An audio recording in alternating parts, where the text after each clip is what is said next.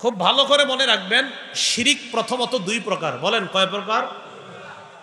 এক নাম্বার আর শিরকুল আকবার, বড় শিরিক। দুই নাম্বার আর শিরকুল আসগর, ছোট শিরিক। এক নাম্বার বড় শিরিক, দুই নাম্বার ছোট শিরিক। এই বড় শিরিক আবার তিন প্রকার। বলেন শিরিক প্রথমত কয় প্রকার? বড় শিরিক, ছোট শিরিক। বলেন বড় শিরিক, ছোট শিরিক। বড় শিরিক আবার কয় প্রকার? তিন। এক নাম্বার শিরকুল ইতিকাদ, বিশ্বাসগত শিরিক। দুই নাম্বার শিরকুল আকওয়াল, কথার শিরিক। তিন নাম্বার শিরকুল আফআল, কর্মগত শিরিক। শিরকুল ইতিকাদ বা বিশ্বাসগত শিরিক যেটা, এই বিশ্বাসগত শিরিক কোনটা? আপনার এই বিশ্বাস কি যে আল্লাহ পাক রব্বুল আলামিন আমারে এটা দিতে পারে, আল্লাহ একমাত্র আমার ওটা করতে পারে, এই বিশ্বাস আপনি রাখেন। আবার আপনি আল্লাহরে মহব্বত করেন, আল্লাহরে ভালোবাসেন, সব ঠিক আছে। পাশাপাশি আল্লাহর পাশাপাশি আরো কয়েকজনরে আপনি এরকম বিশ্বাস করেন যে আল্লাহ যেমন ক্ষমতা রাখে আমার এইগুলা দেওয়ার, এই অমুকেও ক্ষমতা রাখে। এটা বিশ্বাসগত শিরিক। এটা কি শিরিক? বিশ্বাস মানে আল্লাহরে মানে, আল্লাহ যে আল্লাহ এটা মানে, রব মানে, রবও আমার এটি দেয়, আবার এর 5-7 জন অর্ধ মানে এরাও দেয়। এটা বিশ্বাসগত শিরিক। যেমন আল্লাহ কোরআনে বলেন, ওয়া মিনান নাসি মান ইয়াত্তাখিযু মিন দুনিল্লাহি আনদাদা ইউহিব্বুনাহুম কাহুব্বিল্লাহ। মানুষের মাঝে কিছু মানুষ আছে এমন, ইয়াত্তাখিযুনা মিন দুনিল্লাহি আনদাদা, মান ইয়াত্তাখিযু মিন দুনিল্লাহি আনদাদা, যারা আল্লাহ ছাড়াও আরো সমকক্ষ নির্ধারণ করে, মানে আল্লাহও ঠিক আছে আবার আরো সমকক্ষ নির্ধারণ করে। ইউহিব্বুনাহুম কাহুব্বিল্লাহ, যেই কয়েকজনরে আল্লাহর মোকাবেলায় দাঁড় করায় তাদেরকে যেমন ভালোবাসে, মানে আল্লাহরে ভালোবাসার মতো ওই 5 জনরেও ভালোবাসে, তাদেরকেও ভালোবাসে। নাউজুবিল্লাহ। কিন্তু আল্লাহ বলেন যারা ইমানদার, ওয়াল্লাযীনা আমানু আশাদ্দু হুব্বাল লিল্লাহ, ইমানদাররা সবচেয়ে বেশি ভালোবাসবে আল্লাহকে। ইমানদাররা সবচেয়ে বেশি ভালোবাসবে আল্লাহকে। কিন্তু বিশ্বাসগত শিরিক যারা করে, এরা আল্লাহরও মহব্বত করে, আবার ওই 7-8 জন ইত্যাদিদেরকেও মহব্বত করে। হ্যাঁ, যে উনিও এর ভিতরে যে কি আছে বুঝবেন না, কি আছে সালাপুরা রয়েছে, আছেটা কি তো দেখাই যাইতেছে কি আছে, কাজ। মানে আমাদের সমাজে দেখবেন যে যত পোশাক কম পরবে আর নিচের দিকে এরকম তাকায় ধ্যান ট্যান করবে, তখন আপনি যদি কিছু বলেন, হ্যাঁ পোশাক টোশাক পরেন, তখন আরেকজন বলবে কিছু বইল না। আরে কিছু বইল না মানে পোশাক নাই কেন, ঠিক মতো পোশাক টোশাক পরে না কেন? বলবে কি যে আছে এটা কিন্তু বুঝবেন না, কি যে আছে তো দেখাই রাখছে। হ্যাঁ, উল্টা পাল্টা কথা বলে, পোশাক আশাক কিচ্ছু নাই, আবার দাবি করে যে আমার ভিতর অনেক কিছু আছে। এ কোনো সন্দেহ নাই সে এবং তার অনুসারী যারা হবে ভণ্ড, প্রতারক, ছলে বলে কৌশলে মুসলমানদের ইমান নিয়ে তামাশা করে। বলে কি আছে? আর আপনাদের আকল এত নষ্ট হয় যে এটা যত একদম কাপড় কম পরে থাকে মনে করেন এটা কিছু একটা আছে। সালার পরে, এই পরে, চট পরে, বস্তা পরে, মানে কি আর 5 তলা বাড়ি আছে আবার সালার চট পরে, এটা ফাইজলামি না? এটা হাদিয়া নিয়ে একের পরে এক আপনার আসতেছে, হাদিয়া নিয়ে কেউ আনতেছে কলা নিয়ে, কেউ আসতেছে আম নিয়ে, কেউ কাঁঠাল নিয়ে, এই যে হাজার হাজার টাকার ফল নিয়ে আসতেছে। কেন এক গজ পাঞ্জাবির কাপড় আনতে আপনার সামর্থ্য হয় নেই? মানে মনে করেন একজন সালা বইরা থাকে, তো এর জন্য আপনি আমরা সবাই এত কিছু আনলাম, তো আমরা কি 5 গজ কাপড় আনতে পারলাম না? তো এটা কি আকলে ধরে না মানুষের? এটা মনে করেন আমি আলেম না, মনে করেন আমরা এখানে কেউ আলেম না, আকলেও তো ধরা দরকার যে ওনার জন্য আমরা এত কিছু আনলাম, 5 গজ কাপড় আনতে পারি না। তো আল্লাহ আমাদের আকীদা বিশুদ্ধ করার তৌফিক দান করেন। এই জন্য মুসলমান ভাইয়েরা আপনাদের হাতে পায়ে ধরে বলি, আকীদাটা শুদ্ধ রাখেন। আমি তো প্রায় সময় বলি, ফজরের নামাজ পড়া একটু কোরআন তেলাওয়াত কইরা এরপরে কৃষি কাজ করেন, আইসা জোহর পড়েন, জোহরের পর খানা টানা খাইলেন, একটু শুইলেন, আসরের পরে দেখলেন বাজার সাজার কইরা আসলেন, মাগরিব পড়লেন, এশার নামাজের আগেই খানা খেয়ে ফেলবেন, নামাজ পড়ে আবার ঘুমায় যান, আবার ফজর পড়েন, আবার এইভাবে আপনার কৃষিকাজ, রিক্সা ইত্যাদি আছে কাজ করেন।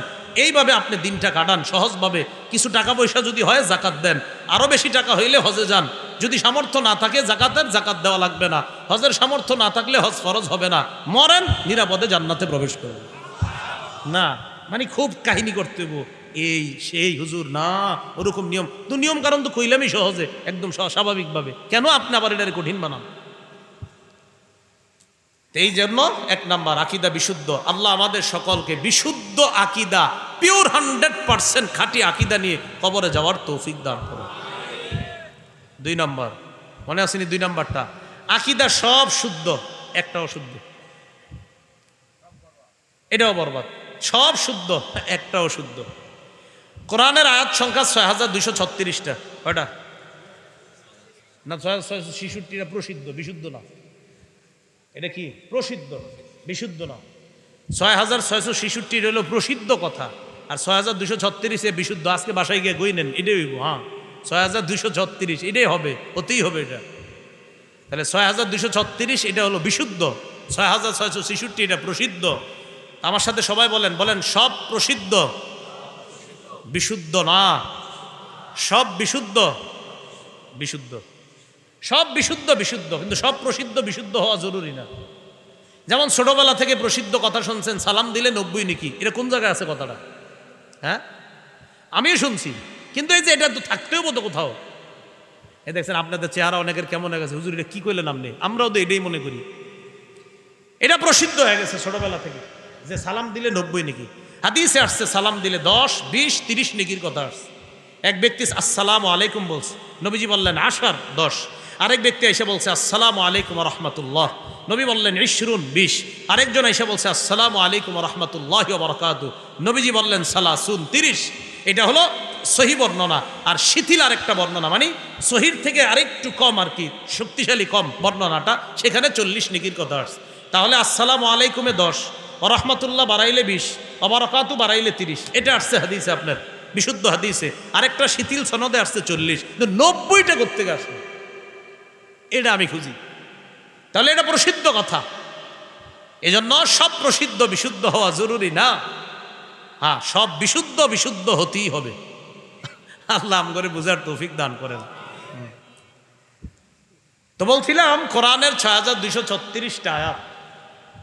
এই আয়াতের মধ্যে মনে করেন কেউ 6235টা মনে প্রাণে বিশ্বাস করে, একটাই সন্দেহ করে, ইমান। এই তো সহজে বুঝে এসে গেছে। 6235টা খাঁটি ভাবে বিশ্বাস করে, একটা আয়াতকে একটু সন্দেহ করে, ইমান। এটা বুঝে থাকলে খতমে নবুয়তের আকীদা বুঝাটা একদম সহজ হবে। বলেন আলহামদুলিল্লাহ। আসতেছি আমরা মূল আলোচনায়। তাহলে 6235টা আয়াত বিশ্বাস করে মনে প্রাণে, একটা আয়াতে যদি খালি সন্দেহ করে, ইমান শেষ। তাহলে লাভ হইল কি তার? এই হলো। তাহলে এটা যদি বুঝেন, আমাদের সহজভাবে কথাগুলো সব বুঝে আসবে। সূরা হুদের 17 নম্বর আয়াতে আল্লাহ পাক রব্বুল আলামিন বলেন, ফালা তাকু ফি মিরয়াতিম মিনহু ইন্নাহুল হাক্কু মির রাব্বিকা। কোরআনের কোন আয়াতের ব্যাপারে লা তাকু ফি মিরয়াতিম মিন, সামান্য সন্দেহ করতে পারবা না। ফালা তাকু, তুমি হবে না, ফি মিরয়াতিন, সন্দেহের মধ্যে, ফি মিরয়াতিম মিনহু, কোরআনের কোন অংশের ব্যাপারে সন্দেহের মধ্যে তুমি থাকবে না। ইন্নাহুল হাক্কু মির রাব্বিক, আল্লাহ বলেন পুরা কোরআনটা রবের পক্ষ থেকে সত্য। তাহলে বলেন আমার সাথে, বলেন সম্পূর্ণ কোরআন হক। হ্যাঁ বলেন সম্পূর্ণ কোরআন হক। সামান্য অংশ, বলেন সামান্য অংশ সন্দেহ করা যাবে না। মুসলিম শরীফের 34 নম্বর হাদিস, ক্বালা রাসূলুল্লাহ সাল্লাল্লাহু আলাইহি ওয়াসাল্লাম, যাকা তু'মাল ঈমান মান রাদিয়া বিল্লাহি রাব্বা ওয়া বিল ইসলামি দীনা ওয়া বিমুহাম্মাদিন রাসূলা। কেউ যদি 3টা বিষয়ে সন্তুষ্ট হয়ে যায়, ওই ব্যক্তির কলবের মধ্যে আল্লাহ ইমানের স্বাদ আস্বাদন করার তৌফিক দিয়ে দিবেন। কয়টা বিষয়ে? তাহলে আজকে থেকে 3টা বিষয়ে সন্তুষ্টি দেখবো আমরা আছি কিনা। না থাকলে আল্লাহরে বলবো, আল্লাহ আমি তো, আমার সন্দেহ, মাবুদ সন্দেহ যেন না থাকে, আল্লাহ আমি 3 বিষয়ে সন্তুষ্ট। এটা প্রতিদিন বলবেন। রাদিতু বিল্লাহি রাব্বা ওয়া বিল ইসলামি দীনা ওয়া বি মুহাম্মাদিন রাসূলা সাল্লাল্লাহু আলাইহি ওয়াসাল্লাম। রাসূলুল্লাহ সাল্লাল্লাহু আলাইহি সাল্লাম বলেন, 3টা বিষয়ে যে সন্তুষ্ট চিত্তে মেনে নিবে, 1 নাম্বার রাদিয়া বিল্লাহি রাব্বা, আল্লাহকে রব হিসাবে মেনে নিবে। আমাদের রবকে আল্লাহ। একদম মনে প্রাণে দিল থেকে বলবেন, আমাদের রবকে আল্লাহ। বলেন তো আমরা কাকে রব হিসাবে পেয়ে খুশি? আল্লাহকে। এটা শুধু একটু বললে হবে না, আমার সাথে বলতে হবে 6টা কথা। কয়টা? বলেন আমরা আল্লাহকে রব পেয়ে খুশি। আল্লাহ আমাদের ব্যক্তি জীবনের রব, পারিবারিক জীবনের রব, সামাজিক জীবনের রব, অর্থনৈতিক জীবনের রব, রাষ্ট্রীয় জীবনের রব, আন্তর্জাতিক জীবনের রব। ব্যক্তি জীবনের রবকে নামাজ পড়ছেন, এটা ব্যক্তি জীবনের রবরে আপনি রবের বিধান কায়েম করলেন। 2 নাম্বার সামাজিক জীবন, পারিবারিক জীবনের রবকে, বউ নামাজ পড়ে নাই, কইছেন নি নামাজ পড়তে, যদি না কইয়া থাকেন তো পারিবারিক জীবনে আপনি রবের বিধান পালন করলেন না। পারিবারিক জীবনে রব আপনার বিবি, আপনার সন্তানরা নামাজ পড়ছে কিনা এটা আপনি পারিবারিক জীবনে খোঁজখবর নেওয়া। হুজুর আমি বলি নাই, তাহলে পারিবারিক জীবনে কি আল্লাহকে রব মানেন নাই? আরে মানছি কিনা? তো পারিবারিক জীবন যেহেতু রব আল্লাহ, তো আমার পরিবার রবের বিধান পালন করে কিনা কয়দিন খোঁজ নিছেন? 3 নাম্বার সামাজিক জীবনে রব, বলেন বলেন। চা দোকানের সামনে যেই পোলাপানগুলা দাঁড়িয়ে আছে তাদেরকে কয়দিন নামাজের কথা বলছেন? হ্যাঁ না না, আপনি সুন্দরভাবে বলেন যে আমি বলছি, তাহলে বোঝা গেছে সামাজিকভাবেও আপনি রবের বিধান পালন করতে তাদেরকে চেষ্টা করতেছেন, রবের হুকুম সমাজে কায়েম করার চেষ্টা করতেছেন। 4 নাম্বার অর্থনৈতিক জীবনের রবকে, তো সুদ খান কেন? হ্যাঁ, অর্থনৈতিক জীবনের রব মানছি কারে? তো আমার অর্থনৈতিক জীবনের রব তো আল্লাহ, সেখানে আমি হারাম সুদকে কিভাবে হাত দিই? ঠিক তো 4-5 জন কয়, বাকিরা সুদের আলোচনায় সবাই ঠিক কয় না। কেন কয় না এটা আমি জানি। তাহলে আমার অর্থনৈতিক জীবনের রব, তাহলে সুদ খাওয়া মানে কি? আপনি কেন সুদ খাচ্ছেন? সুদ হারাম, এটা কে বলছে বলেন? রব বলছে। বলেন কে বলছে? তাহলে অর্থনৈতিক জীবনে যে সুদ হারাম এই ঘোষণাটা কার? আল্লাহ। তো আল্লাহর না অর্থনৈতিক জীবনে রব মানছেন, রব বলে দিয়েছে অর্থনৈতিক লেনদেনে সুদ হারাম, তো রবরে আপনি কোথায় মানলেন? হ্যাঁ। 5 নাম্বার রাষ্ট্রীয় জীবনে রব, রাষ্ট্রে ইসলামী হুকুমত কায়েম হয় কয়দিন চেষ্টা করছেন, কয়দিন দোয়া করছেন?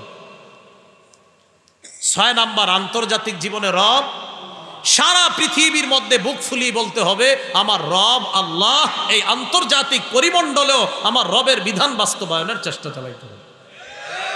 এই হলো আমি রবকে সন্তুষ্ট চিত্তে আল্লাহকে রব হিসাবে মেনে নিলাম, এটা হলো আল্লাহকে রব হিসাবে মেনে নেওয়া। 2 নাম্বার ওয়াবিল ইসলামি দীনা, ইসলামকে ধর্ম হিসাবে পেয়ে যে খুশি হবে, এটা 2 নাম্বার। 3 নাম্বার ওয়াবি মুহাম্মাদিন রাসূলা, মুহাম্মদ সাল্লাল্লাহু আলাইহি সাল্লামকে রাসূল হিসাবে পেয়ে যে খুশি, ওই ব্যক্তির কলবে ঈমানের স্বাদ আস্বাদন করার তৌফিক আল্লাহ দান করুন। পরের আমার সাথে রাদিতু বিল্লাহি রাব্বা ওয়াবিল ইসলামি দীনা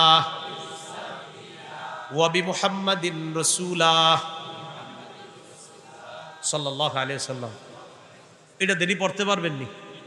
তাহলে দেখেন, এবার বললেন না, খালি শুনেন। রাদিতু বিল্লাহি রাব্বা অর্থ আমি আল্লাহকে রব হিসাবে পেয়ে সন্তুষ্ট আছি। ওয়াবিল ইসলামি দীনা, আমি ইসলামকে ধর্ম হিসাবে পেয়ে সন্তুষ্ট।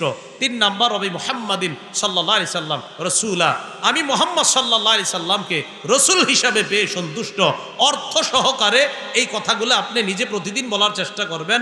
রাদিতু বিল্লাহি রাব্বা, আমি আল্লাহকে রব হিসাবে পেয়ে খুশি। ওয়াবিল ইসলামি দীনা, ইসলামকে ধর্ম হিসাবে পেয়ে আমি খুশি। ওয়াবি মুহাম্মাদিন রাসূলা, মুহাম্মদ সাল্লাল্লাহু আলাইহি সাল্লামকে রাসূল হিসাবে পেয়ে আমি খুশি। বলা যাবে না ইনশাআল্লাহ? আচ্ছা, 3 নাম্বার, তাহলে আকীদা একটু কি থাকা যাবে না, অশুদ্ধ থাকা যাবে না, পরিপূর্ণ বিশুদ্ধ আকীদা থাকতে হবে। রব, সব ক্ষেত্রে রব, এই আকীদা ঠিক রাখতে হবে। মুহাম্মদ সাল্লাল্লাহু আলাইহি সাল্লাম আমার রাসূল, এই আকীদা ঠিক রাখতে হবে। ইসলাম আমার ধর্ম, এই আকীদা ঠিক রাখতে হবে। সবগুলা শুদ্ধ আকীদা ঠিক রাখা, একটা যদি আকীদা অশুদ্ধ হয়ে যায়, যেমন কোরআনের সব মানলেন আপনি, কিন্তু হাররামার রিবা, আল্লাহ যে বলছে সুদকে আল্লাহ হারাম করেছেন, এখানে এসে যদি কেউ বলে এই স্মার্ট পৃথিবীর মধ্যে স্মার্ট হলো সুদ খাওয়া, এই সুদটা হারাম, বিষয়টা কেমন জানে লাগে, বাস সব শেষ। হ্যাঁ, অনেকে আবার বলবে, দেখবেন যে এই স্মার্ট পৃথিবীতে ইসলামকে আধুনিক করা দরকার, এরকম অনেকে বলবে। না, ইসলাম আধুনিক করা দরকার নাই, ইসলাম এমনি সুন্দর, আপনি নিজের ইসলামের সৌন্দর্য করেন। ইসলাম এমনি সুন্দর, সব সময় ইসলাম সুন্দর, মিয়া আপনি খারাপ। মানে হ্যাঁ বুঝায়, কয় ইসলাম একটু আধুনিকায়ন করা দরকার, নিজেরে ইসলামের মধ্যে আনার চেষ্টা। ইসলাম এমনি সুন্দর, আপনি সুন্দর বানান লাগবে না। আল্লাহর মনোনীত ধর্মরে আপনি সুন্দর বানাইতে চান না, স্মার্ট। 3 নাম্বার, এবার একটা বিশুদ্ধ আকিদার কিছু কথা শোনেন। আকিদা অশুদ্ধ থাকলে কি হবে? ঈসা নবীরে নবী মানে তার জাতি খ্রিস্টানরা, আপনি আমগো নবী, সব ঠিক আছে। নবী বলতে বলতে কয় কি, আপনি আল্লাহর ছেলে। এটা একদল। আরেক দল নবী মানতেছে, খুব বিশ্বাস করে আপনি নবী, ঠিক আছে, আল্লাহ আপনারে বাপ ছাড়া বানাইছে, আপনি আল্লাহ। সূরা মাইদার ৭২ নম্বর আয়াতে আল্লাহ বলে, লাকাদ কাফারাল্লাযীনা ক্বালু ইন্নাল্লাহা হুয়াল মাসীহ ইবনু মারইয়াম। অবশ্যই তারা কাফের হয়ে গেছে যারা বলে মারইয়ামের সন্তান ঈসাই আল্লাহ। ওয়া ক্বালাল মাসীহু ইয়া বানী ইসরাঈল আ'বুদুল্লাহা রাব্বী ওয়া রাব্বাকুম। ঈসা নবী তাদের সামনে দাঁড়িয়ে বলে, আকীদা বিশুদ্ধ করো, আমি একজন মানুষ তোমাদের মতো, হ্যাঁ আল্লাহ আমাকে নবুয়ত দান করেছেন, আমার রব আল্লাহ, তোমাদের রব আল্লাহ, এই আল্লাহর ইবাদত করো, আমি আল্লাহ না। ঈসা নবীরে কয় আপনি আল্লাহ, ঈসা নবী কয় না না আমি আল্লাহ না, আল্লাহ আমার রব, তোমাদেরও রব, আকীদা বিশুদ্ধ করো, সেই রবের ইবাদত করো। ইন্নাহু মান ইউশরিক বিল্লাহ ফাকাদ হাররামাল্লাহু আলাইহিল জান্নাহ। যে ব্যক্তি আল্লাহর সাথে শিরিক করবে, ফাকাদ হাররামাল্লাহু আলাইহিল জান্নাহ, আল্লাহ তার জন্য জান্নাতকে হারাম করে দিবেন। ওয়া মাওয়াহুন নার, তার ঠিকানা হলো জাহান্নাম। তাহলে কি বুঝলাম? ঈসা নবীর জাতি ঈসা নবীর প্রশংসা করতে করতে কয় ঈসা নবী আল্লাহ, আবার কয় ঈসা নবী আল্লাহর ছেলে, নাউজুবিল্লাহ। আমাদের নবী আমাদেরকে বলেন, আমার একদল উম্মত এমন আসবে যারা বাড়াবাড়ি করতে করতে, আমার প্রশংসা করতে করতে আমার ব্যাপারেও বাড়াবাড়ি করবে। আমগো নবী কইছে আল্লাহর দল নবীর দিয়া আল্লাহ গেছে গায়েব হইয়া, কথা আর খুঁজে পান। হ্যাঁ, এই দাকিদা শেষ। এ কি কইলেন কথাটা? সহিহ বুখারী 3445 3445 নম্বর হাদিস, রাসূলুল্লাহ সাল্লাল্লাহু আলাইহি সাল্লাম বলেন, লা তাতরুনি কামা আতরাতিন নাসারা ইবনে মারইয়াম। ঈসা নবীরে প্রশংসা করতে করতে যেমন বাড়ায়া প্রশংসা করছে খ্রিস্টানরা, তোমরা আমারে এরকম মাত্রা অতিরিক্ত বাড়ায়া প্রশংসা করবা না। আল্লাহ যতটুকু প্রশংসা করছে আমার ততটুকু প্রশংসা তোমরা করবা। এবার 3 নাম্বার আকীদায় আসি। আকীদা শুদ্ধ, আকীদা 100% শুদ্ধ। শয়তানের ধোকায় কিছু আমল ছেড়ে দিস। 28টা রোজা রাখছে আর একটা বা 2টা রাখে নাই। কেন রাখেন নাই? রোজা রাখা ফরজ জানেন না? হ ভাই ফরজ জানি, শয়তানের ধোকায় আসলে একটা রাখতে পারি নাই। তাই এটা কাজটা ঠিক করছেন না? ঠিক করি নাই। রোজা ফরজ বিশ্বাস করেন না? আসলে বিশ্বাসও করি ফরজ, 28টা তো এই জন্যই রাখছি। তো একটা কেন রাখেন নাই? শয়তানের ধোকায় রাখি নাই। কেউ নামাজ পড়ছেন আজকে? 4 ওয়াক্ত পড়ছি, 1 ওয়াক্ত পড়ি নাই। কেন পড়েন নাই? আসলে উঠতে পারি নাই ঘুম থেকে, শয়তানের ধোকা। তো নামাজ পড়া যে ফরজ জানেন না? হ্যাঁ জানি, বিশ্বাস করি, মানে বিশ্বাস করে ফরজ। একটু ধোকা ঢোকার কারণে আমল একটু কম হয়ে গেছে। এই আমল কমের কারণে পানিশমেন্ট হবে, বিভিন্ন মেয়াদে সাজা ভোগ করবে জাহান্নামে, একদিন আল্লাহ জান্নাত দান করবে। আমি বুঝাই, এর মানে নামাজ ছেড়ে দিয়ে না, কিন্তু আবার বুঝাইতে চাইতেছি যে আকীদাটা শুদ্ধ রাখেন। সহিহ বুখারীর 1237 নম্বর হাদিস। এই হাদিসের বর্ণনাকারী মুআজ রাদিয়াল্লাহু তাআলা, আবু যর রাদিয়াল্লাহু তাআলা আনহু, আবু যর রাদিয়াল্লাহু তাআলা আনহু বলেন, রাসূলুল্লাহ সাল্লাল্লাহু আলাইহি সাল্লামের সাথে আমি একদিন হাঁটতেছি। এই হাদিসটা শর্টে আছে, আরেক জায়গায় লম্বা হাদিস আছে কিতাবুর রিকাকের মধ্যে। তো আবু যর গিফারি বলেন, একদিন রাতের বেলা নবীর সাথে আমি হাঁটতেছি। তো নবীজির দেখে আমার কাছে মনে হয়েছে কারিহতু আইয়ামশিয়া মাহু আহাদুন, যে নবীর সাথে অন্য কেউ হাঁটাটা নবীজি অপছন্দ করতেছেন, এটা আমার মনে হয়েছে। অনেক সময় দেখলে বোঝা যায় কিন্তু যে লোকটা এখন একা হাঁটতেই পছন্দ করতেছে, থাক তার সাথে যাব না। তো আবু যর বলেন, আমার মনে হইলো নবী একা হাঁটতে ভাল লাগতেছে, ঠিক আছে একাই হাঁটুক। তো আমি আস্তে আস্তে দূরে রয়েছি, আর নবীজি হাঁটতেছে ফি লাইলাতিল কমার, চন্দ্র রাত্রে। সুবহানাল্লাহ। আমিও দূরে দূরে, নবী দূরে। আমার মনে হইলো নবীর পাশে যাওয়াটা ঠিক হবে না, নবী একা হাঁটতেই কমফোর্ট আপনার করতেছে, যে নবীজির ভাল লাগতেছে একাই। এখন রাসূল সাল্লাল্লাহু আলাইহি সাল্লাম হঠাৎ ফালতাফাতা, আমার দিকে তাকাইছে। তো তাকায় বলতেছে, কে? হ্যাঁ না এরকম রাত্রেবেলা মনে করেন একটু দূরে একজন আছে, কেউ তুমি? যে আমি অমুক আব্দুর রহমান চাচা, আমি এরকম। তো নবীজি কয়, কে? তো আবু যর বলে, হুজুর আমি আবু যর। ও আচ্ছা আবু যর, হ্যাঁ আসো এদিকে আসো। সুবহানাল্লাহ। তুমি? জি হুজুর এদিকে আসো। তো আবু যর রাসূল সাল্লাল্লাহু আলাইহি সাল্লাম পাশে নিয়ে হাঁটতেছে। একটু ভাবেন তো, কল্পনা আনেন তো, নবী আর তার এক সাহাবী দুইজন হাঁটতেছে, কত সুন্দর দৃশ্য। আবু যর গিফারি রাদিয়াল্লাহু তাআলা আনহু বলেন, নবীজি বললেন, ইন্নাল মুকসিরিনা হুমুল মুকিল্লুন। আবু যর, সম্পদশালীরা কিয়ামতের মাঠে হুমুল মুকিল্লুন, তারা স্বল্পাধিকারী হবে। কয় হুজুর মানি? কয় বেশি সম্পদওয়ালারা কিয়ামতের মাঠে আটকাই যেতে পারে। আবু যর কয় হুজুর মানি কি? কয় ইল্লা মান আতাহুল্লাহু খায়র। হ্যাঁ, যাকে আল্লাহ সম্পদ দেওয়ার পর সে সঠিকভাবে দান সৎকা ঠিকঠাক করেছে, সে আটকাবে না। কিন্তু যাদেরকে সম্পদ দেওয়ার পর তারা সঠিক খাতে ব্যয় করে নাই, সম্পদ হয়েছে হজে যায় নাই, সম্পদ হয়েছে যাকাত দেয় নাই, সম্পদ হয়েছে সৎকা করে নাই, আত্মীয়দের হক রক্ষা করে নাই, এরা কিয়ামতের ময়দানে আটকায় যাবে। এই জাতীয় সম্পদশালীরা, প্রথমে কি বললেন? সম্পদশালীরা আটকায় যাবে। তবে তারা আটকাবে না যাদেরকে সম্পদ দেওয়ার পরেও ওই সম্পদের হকগুলা যথাযথ আদায় করছে। এটা বইলা আবু যরের সামনে নিয়ে গেছে। নিয়ে যাওয়ার পর এক জায়গায় কেউ, আবু যর থামো, আর যাইবে না আমার সাথে। নবীজির সাহাবী আবু যর কয়, হুজুর কয়েকখানে থামো, তুমি ততক্ষণ এইখানে থাকবা, হাত্তা আর জিয়া ইলাইকা, আমি যতক্ষণ না আসবো এতক্ষণ এই জায়গায় থাকবা, এখান থেকে একটুও নড়বা না। নবীজি চলে গেলেন কোথায় জানি, আমি আবু যর তাকায় রইছি, সামনে তো যাইতে পারবো না, দাঁড়ায় দাঁড়ায় দেখতেছি কই যাইতেছে। হঠাৎ নবীজি কোথায় যেন চলে গেলেন। এক পর্যায়ে আর রসুলকে আমি দেখি না। আতালা আন্নি লুবসা, আমার থেকে নবীজি এইভাবে আড়াল হয়ে লম্বা সময় কোথায় জানি ছিলেন, আমি আর নবীরে দেখি না। হঠাৎ আমি নবীজিরি দেখছি আসতেছে। হঠাৎ আমি একটা আওয়াজ শুনলাম, পাথুরে প্রান্তর, মানে প্রান্তরটা পাথরের, তো এরকম পাথরময় প্রান্তরের এক পাশে আওয়াজ আসতেছে। নবীজি কার সাথে যেন কথা বলতেছে, আমি খালি নবীর আওয়াজ শুনি, কিন্তু নবী কার সাথে কথা বলে এটা দেখি না। কথা বলতেছে একটু বুঝতেছে। নবীজি কয় এটা করলো, ওটা করলো, আমার উম্মত এরকম বলতেছে, ওইটা করলো, ওটা করলো। এখন আবু যর গিফারি কয়, এটা আবার কি কয়, কার সাথে কথা কয়? তো আমার সামনে আসার পর কয়, হুজুর একটা বিষয় আমি আর ধৈর্য ধরতে পারতেছি না। কয় কি? ও আপনি একটু আগে কথা কইছেন তো, আমার খালি জিগাইতে মন চাইতেছে আপনি কার লগে কথা কইছেন। আবু যর, একটু আগে আমি যার সাথে কথা বলছি আল্লাহর ফেরেশতা জিবরিল। আতানি আতিন, জিবরিল আমার কাছে আসছে, আইসা আমারে কি বলছে জানো? কয় কি বলছে? ইন্নাহু মান মাতা মিন উম্মাতিকা লা ইউশরিকু বিল্লাহি শাইআ দাখালাল জান্নাহ। আমারে বলছে আপনার উম্মতের কেউ যদি এমন অবস্থায় মারা যায় সে আল্লাহর সাথে শিরিক করে না, দাখালাল জান্নাহ, সে জান্নাতে যাবে। আকীদা বিশুদ্ধ। তো নবীজি কয়েকটা কথা বলছে যে ওই অপরাধ এগুলা করলো, হ্যাঁ ওইগুলা করার পরেও যদি বেচারা দুনিয়াতে তওবা করে, কিন্তু আকীদা যদি তার শুদ্ধ থাকে, এই জাতীয় অপরাধের পরেও বিশুদ্ধ আকীদা নিয়ে যদি মরতে পারে, তো বিভিন্ন মেয়াদে হয়তো তার সাজা হবে, আবার আল্লাহ চাইলে হবে না, আবার আল্লাহ চাইলে হবে, কিন্তু সে শুদ্ধ আকীদার কারণে দাখালাল জান্নাহ, একদিন জান্নাতে প্রবেশ করবে। এই তিন কথা বুঝে থাকলে এবার দ্বিতীয় আকীদার বিষয়টা আমাদের মনে আসেনি, যে আকীদা সব শুদ্ধ, একটা অশুদ্ধ, এই কথাটা মনে আসেনি? আচ্ছা, পুরা কোরআনের ৬,২৩৫টা আয়াত বিশ্বাস করে মনে করেন পৃথিবীর একটা দল।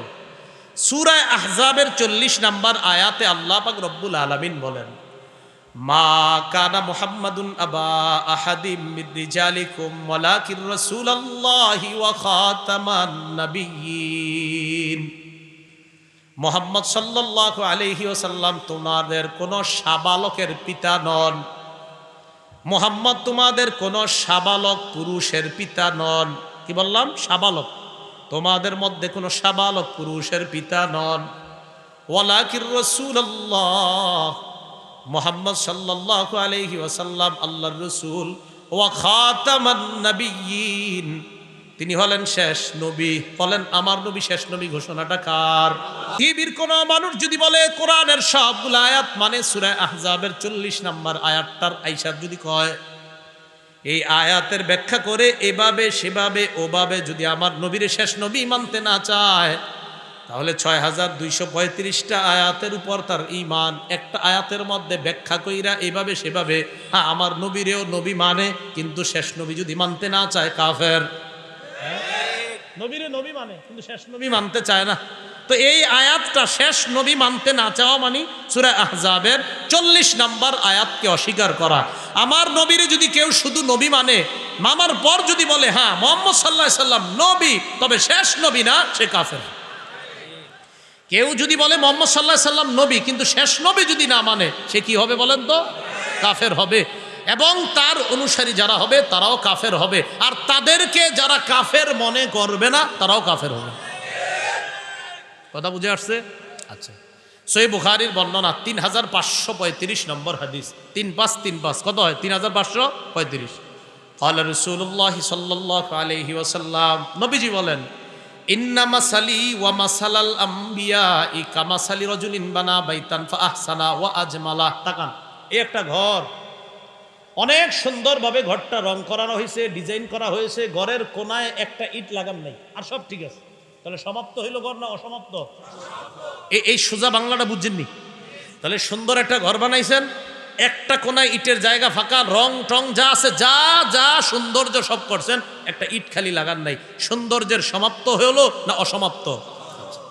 ক্বালা রাসূলুল্লাহ সাল্লাল্লাহু আলাইহি ওয়াসাল্লাম, নবীজি বলেন, ইন্না মাসালি ওয়া মাসালাল আমবিয়াই কামাসালি রাজুলিন, আমার আর আমার পূর্ববর্তী নবীদের দৃষ্টান্ত এমন এক ব্যক্তির মতো, বানা বাইতান, যেই ব্যক্তি একটা ঘর বানিয়েছে, ফাআহসানা ওয়া আজমালা, ঘরটা সুন্দরভাবে সাজিয়েছে, ইল্লা মাউদিআ লাবিনাতিন ফি জাওিয়া, কোণার মধ্যে একটা ইটের জায়গা ফাঁকা রাখছে। নবীজি বলেন, আমার আর আমার পূর্ববর্তী নবীদের দৃষ্টান্ত এমন, একটা ঘর বানাইছে, ঘর সব সৌন্দর্য ঠিক আছে, কোণায় একটা ইটের জায়গা ফাঁকা। ফাজাআলান নাসু ইয়াতুফুনা বিহি ওয়া ইয়াজাবুনা লা, কয় জনগণ এই সুন্দর ঘরটাকে দেখতে যায়, দেখতে যাওয়ার পর চারদিকে ঘুরে আর কয় এত সুন্দর ঘর। যেই মাত্র কোণায় আসে, আসার পর একটা কোণার মধ্যে যখন দেখে একটা ইটের জায়গা এখনো ফাঁকা, জনগণ আশ্চর্য হয় আর বলে, হাল্লা উদিআত হাদিহিল লাবিনা, এই ইটটা কেন এখনো লাগানো হয় নাই? জনগণ ঘুরে আর কয় এত সুন্দর ঘরটা একটা ইট কেন লাগাইলো না? নবীজি বলেন, আনা তিলকা লাবিনা, আমি হলাম সেই ইট। আনা খাতামুন নাবিয়্যিন লা নাবিয়্যা বাদি, আমি শেষ নবী, আমার পরে আর কোনো নবী নাই। আদম নবী থেকে ঈসা নবী পর্যন্ত নবুয়তের ঘর সাজানো হয়ে গেছে। সুন্দর এই ঘরটা সাজানোর পর একটা ইটের জায়গা ফাঁকা, এই ইটটা হলাম আমি মুহাম্মদের মাধ্যমে আল্লাহ পাক রব্বুল আলামিন এই নবুয়ত নামক ঘরের সৌন্দর্যের সমাপ্তি টেনে দিয়েছে। তাহলে নবীর মাধ্যমে ঘর শেষ, সমাপ্ত। তো এখন যদি কেউ কয় আমি নবী, হেরে কই লাগাইবেন? ইট তো আর জায়গা নাই। আমগো নবীর পরে যদি কেউ কয় আমি নবী, তো ভাই আমনের রাখ মুডা কই? জায়গা তো নাই। আর তারা মুহাম্মদ সাল্লাল্লাহু আলাইহি সাল্লামের পরে যদি কেউ বলে যে মুহাম্মদ সাল্লাল্লাহু, মানে কি সুন্দরভাবে ধোকাটা দেয়। হ্যাঁ, মুহাম্মদ সাল্লাল্লাহু আলাইহি সাল্লাম নবী ঠিক আছে, তবে ওনার পরে এরকম মানে আপনার বুস্টুস এইভাবে সেইভাবে এই আয়াতের ব্যাখ্যা করতে যাবে। ইমাম গাজালি রহমতুল্লাহ আলাইহি লেখছেন, খাতামুন নবিয়্যিন থেকে স্পষ্ট উম্মত একমত, মুহাম্মদ সাল্লাল্লাহু আলাইহি সাল্লামের পরে আর কোনো নবী নাই। এবং উনি বলছেন লাইসা ফিহি তা'ওয়িল, এই আয়াতের ব্যাখ্যার কোনো সুযোগ নাই। বলেন আমার সাথে, বলেন আমাদের নবীর পরে আর কোনো নবী নাই, ব্যাখ্যার কোনো সুযোগ নাই। বলেন ব্যাখ্যা ছাড়া মুহাম্মদ সাল্লাল্লাহু আলাইহি সাল্লাম আল্লাহর প্রেরিত শেষ নবী। কি কথা স্পষ্ট? তাহলে মুহাম্মদ সাল্লাল্লাহু আলাইহি সাল্লাম শেষ নবী, এখানে ব্যাখ্যার কোনো ব্যাখ্যা করতে যাবেন এইভাবে সেভাবে। ইমাম গাজালি কয় লাইসা ফিহি তা'ওয়িল, কোনো ব্যাখ্যা চলবে না, কোনো ব্যাখ্যার সুযোগ নেই। এবার আরেকটা হাদিস শুনি, মুসলিম শরীফের 523 নম্বর হাদিস। মাদ্রাসা পাঠ্যপুস্তক অনুসারে মোট হাদিস সংখ্যা হবে 3033টা। এই হাদিসের বর্ণনাকারী আবু হুরায়রা রাদিয়াল্লাহু তাআলা তিনি বলেন, ক্বালা রাসূলুল্লাহ সাল্লাল্লাহু আলাইহি ওয়াসাল্লাম ফুদ্দিলতু আলাল আমবিয়াই বিসিত্তিন, সব নবীর সাথে আমাকে, অন্যান্য নবীর চাইতে আমাকে 6টি বিষয়ে বৈশিষ্ট্য মণ্ডিত করা হয়েছে। অন্যান্য নবীর চাইতে আমাকে 6টি বিষয়ে আলাদা বৈশিষ্ট্য মণ্ডিত করা হয়েছে। কয়টি? 6টি মুখস্থ করবেন। 1 নাম্বার, উতিতু জাওয়ামি আল কালিম, আমি নবীকে ব্যাপক অর্থবোধক শব্দ বলার ক্ষমতা আল্লাহর পক্ষ থেকে দেওয়া হয়েছে।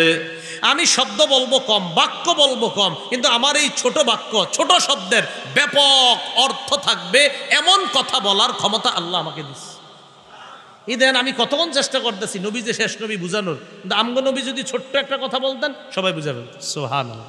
তা আমাদের নবী কথা বলবে কম, অর্থ হবে ব্যাপক, কথা বলবে কম, অর্থ হবে ব্যাপক। এটা আমগো নবীরই স্পেশালি দেওয়া হয়েছে। সুবহানাল্লাহ। এই জন্য হাদিসে আসছে নবীজি যখন কথা বলতেন ইজা তাকাল্লামা তাকাল্লামা সালাসান, নবী কথা বললে আস্তে আস্তে বলতেন, এক কথা 3 বার বলতেন। কোনো গণনাকারী যদি গণতে চাইতো যে আমি নবীর কথাগুলা গুনে গুনে রাখবো, সাহাবায়ে কেরাম বলেন যে নবী কথা বলতেছে, আচ্ছা 1, আবার বলছে আচ্ছা 2, এইভাবে কেউ যদি গণতে চাইতো আল্লাহ রসুলের কথাগুলাও গনে গনে রাখতে পারত। নবীজি এত সুন্দর করে কথা বলতেন, কত সুন্দর। একদিন আল্লাহ আমাকে সবাই স্বপ্নে নবীর কথা দেখার তৌফিক দান করেন, যে নবীজি কথা বলতেছে আর আমরা দেখবো কেমনি কত সুন্দর করে কথা বলে। তাহলে হলো 1 নাম্বার, ব্যাপক অর্থবোধক সম্পন্ন শব্দ বাক্য বলার ক্ষমতা দেওয়া হয়েছে। 2 নাম্বার,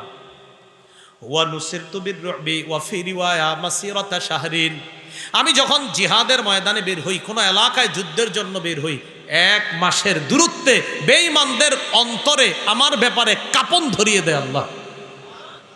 এই সাহায্যটা আল্লাহ আমাকে করছে। 3 নাম্বার, ওয়া উহিল্লাত লিয়াল গনাইম, অন্য কোন নবীর জাতি তাদের জন্য গনিমতের মাল বৈধ ছিল না, যুদ্ধলব্ধ সম্পদ বৈধ ছিল না। আমাকে, আমার উম্মতকে আল্লাহ পাক রব্বুল আলামিন গনিমতের মাল, যুদ্ধলব্ধ সম্পদ আমাদের জন্য আল্লাহর পক্ষ থেকে বৈধ করে দেওয়া হয়েছে। 4 নাম্বার, ওয়াজুইলাত লিয়াল আরদু মাসজিদান ওয়া তাহুরা, অন্যান্য জাতি নির্দিষ্ট জায়গায় ইবাদত করা লাগতো, কিন্তু গোটা পৃথিবীটা আমার উম্মতের জন্য মসজিদ তথা সেজদার জায়গা, আর পুরা জমিনকে আল্লাহ পবিত্র বানায়া দিয়েছে। আমার উম্মত এক জায়গায় আছে, পানি নাই, আশেপাশে কিচ্ছু নাই, মসজিদ নাই, কোথাও পানি নাই, সমস্যা নাই, মাটি দিয়ে তায়াম্মুম করবে। মসজিদ নাই, সমস্যা নাই, ওখানে নামাজ পড়বে, হয়ে যাবে। এটাই উম্মতের বৈশিষ্ট্য, আর কাউরে দেয় নেই। 5 নাম্বার, ওয়া উরসিলতু ইলাল খালকি কাফা, গোটা জগতের জন্য আমাকে নবী হিসাবে পাঠানো হয়েছে। কোন নবীরে কোন এলাকার জন্য পাঠানো হয়েছে? এক সময়ে 2 জন 3 জন নবী এমন থাকতো। ইব্রাহিম নবীর যুগে লূত নবী ছিল, এরকম আপনার মুসা নবীর যুগে হারুন নবী ছিল। তো আমাদের নবী সাল্লাল্লাহু আলাইহি সাল্লামের বৈশিষ্ট্য যে আমার সময় আর কোনো নবী না, আমার পরেও আর নবী আসবে না, কারণ আমাকেই শেষ নবী হিসাবে গোটা জগতের জন্য কিয়ামত পর্যন্ত যারা আসবে তাদের জন্য আল্লাহ আমাকে পাঠিয়েছে। 6 নাম্বার, ওয়া খুতিমা বিয়ান নাবিয়্যুন, আমার মাধ্যমে নবুয়তের দরজা বন্ধ করে দেওয়া হয়েছে, নবুয়তের সমাপ্তি আমার মাধ্যমে টেনে দেওয়া হয়েছে, আমার পরে আর নবী আসবে না। তাহলে আমাদের নবীজির পরে আর কোনো নবী আসবে? তাহলে বলেন আমাদের নবীর পরে আর কোনো নবী নাই, ব্যাখ্যা করার সুযোগ নাই। আচ্ছা, সহিহ বুখারীর বর্ণনা 3455 নম্বর হাদিস। এই হাদিসের বর্ণনাকারী আবু হুরায়রা রাদিয়াল্লাহু তাআলা আনহু বলেন, ক্বালা রাসূলুল্লাহ সাল্লাল্লাহু আলাইহি ওয়াসাল্লাম, কানাত বানু ইসরাঈলা তাসুসুহুমুল আম্বিয়া, বনি ইসরাইলের মাঝে তাদের নবীরা আসতেন, নবীরা আইসা তাদেরকে নেতৃত্ব দান করতেন, তাদের মাঝে নেতৃত্ব দিতেন নবীগণ। কুল্লামা হালাকা নাবিয়্যুন খালাফাহু নাবিয়্যুন, এক নবী চলে যাওয়ার পর তার স্থলাভিষিক্ত আরেক নবী আল্লাহ পাঠাইতেন, আরেক নবী আসতেন। এখন আপনাদেরকে এই জায়গায় দেখেন ধোঁকা দিতে পারে, বলেন আমার সাথে, বলেন এক নবী গেলে, বলেন আরেক নবী আসে, এক নবী গেলে আরেক নবী আসে, তাহলে এখান থেকে ধোঁকা দিতে পারে। তাহলে মুহাম্মদ সাল্লাল্লাহু আলাইহি সাল্লাম যাওয়ার পরে আরেকজন কেন আসবে না?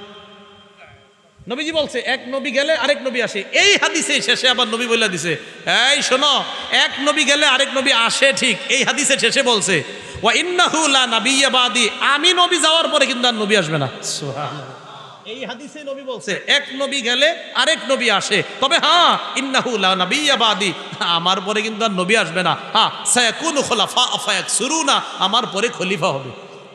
কি হবে? তাহলে নবী হবে না, আমার পরে কি হবে? খলিফা হবে, প্রচুর খলিফা হবে। তিরমিজি শরীফের 2272 নম্বর হাদিস, 2272 নম্বর হাদিস। এই হাদিসের মধ্যে রাসূলুল্লাহ সাল্লাল্লাহু আলাইহি ওয়াসাল্লাম খুব স্পষ্টভাবে বলে দিয়েছেন, ইন্না রিসালাতা ওয়ান নুবুওয়াতা কদ ইনকাতাআত, রিসালাত আর নবুয়তের দরজা বন্ধ হয়ে গেছে। ফাইন্নাহু লা রাসূলা বাদি, আমার পরে আর রাসূল নাই, ওয়ালা নাবিয়্যা, আমার পরে আর নবী নাই। তিরমিজি শরীফের 2219 নম্বর হাদিস। রাসূলুল্লাহ সাল্লাল্লাহু আলাইহি সাল্লাম বলেন, আমার উম্মতের মধ্যে সালাসুনা দাজ্জালুনা কাজ্জাবুনা, 30 জন মিথ্যাবাদী নবুয়ত দাবিদার এরকম আসতে পারে। এর মাঝে গোলাম আহমদ পর্যন্ত প্রায় 19 জন দাবি করছে, এর মাঝে নারীও আছে 2 জন। এরা এরকম মিথ্যা নবুয়ত দাবিদার দুনিয়াতে আসতে পারে।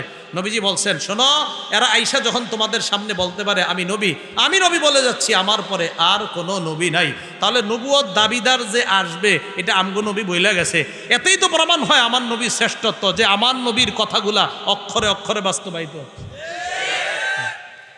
শেষ কথা, সহিহ বুখারী 4416 4416 নম্বর হাদিস। এই হাদিসের মধ্যে আসছে রাসূলুল্লাহ সাল্লাল্লাহু আলাইহি সাল্লাম তাবুক যুদ্ধে রওনা করলেন। আলী রাদিয়াল্লাহু তাআলা আনহুরে স্থলাভিষিক্ত বানায়া গেলেন।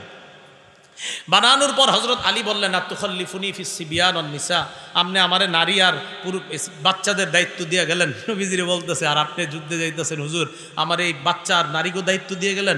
নবীজি কয়, শোনো আলী, আলা তারদা আন তাকুনা মিন্নি বিমানজিলাতি হারুনা মিন মূসা, তুমি কি এতে সন্তুষ্ট না?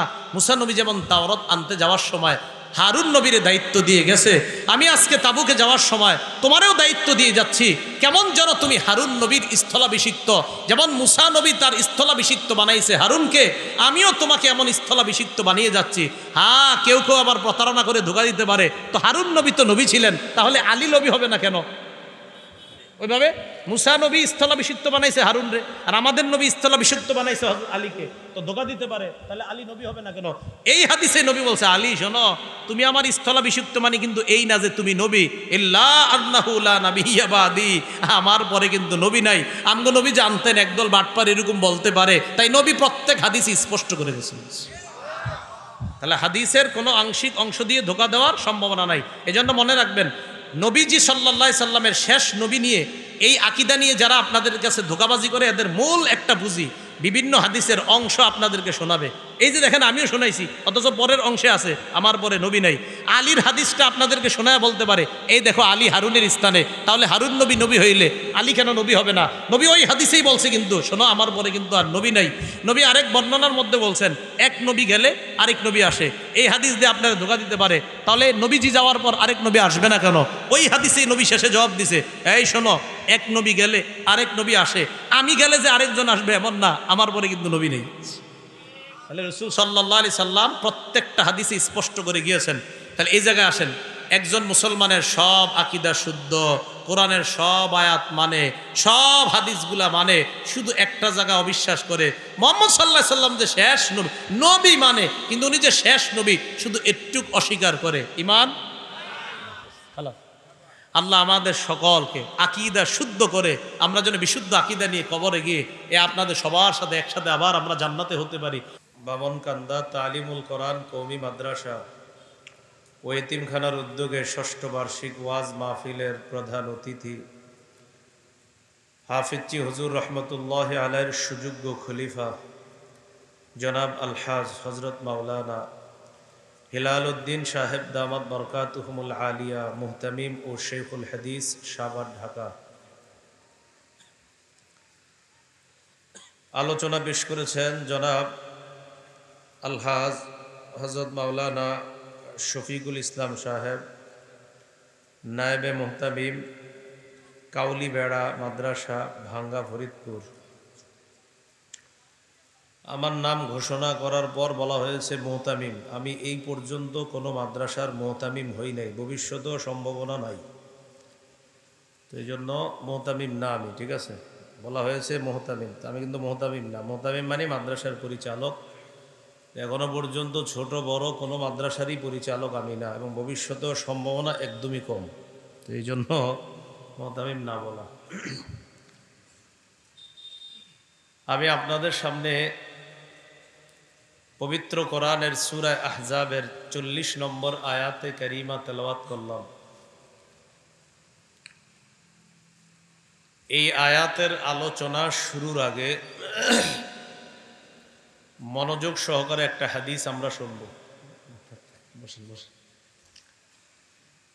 সহিহ বুখারীর 34 নম্বর হাদিস। এই হাদিসের মধ্যে রাসূলুল্লাহ সাল্লাল্লাহু আলাইহি সাল্লাম ইরশাদ করেন, আরবাউন মান কুন্না ফীহ, যার মধ্যে 4টি বদ অভ্যাস থাকবে, কানা মুনাফিকান খালিসা, সে খাঁটি মুনাফিক। যার মধ্যে 4টি বদ অভ্যাস থাকবে, সে খাঁটি মুনাফিক। ওমান কানাত ফীহি খাসলাতুম মিনহুন্না, কারো মধ্যে যদি চারটা না থাইকা চারটার একটা থাকে, কানাত ফিহি খাসলাতুম মিনান নিফাক, তাহলে তার মাঝে মুনাফিকের একটা স্বভাব আছে। তাহলে প্রথম কথা, কারো মধ্যে যদি চারটা বদভ্যাস একসাথে থাকে সে খাঁটি মুনাফিক। আর যদি চারটা বদভ্যাসের একটা থাকে তাহলে তার মাঝে মুনাফিকের একটা স্বভাব আছে। এর মধ্যে এক নম্বর, ইদা তুমিনা খানা, আমানত রাখলে আমানতের খেয়ানত করে যে, এটা হলো এক নাম্বার বদভ্যাস। দুই নাম্বার, ইজা হাদ্দাসা কাজাবা, কথা বললে মিথ্যা কথা বলে।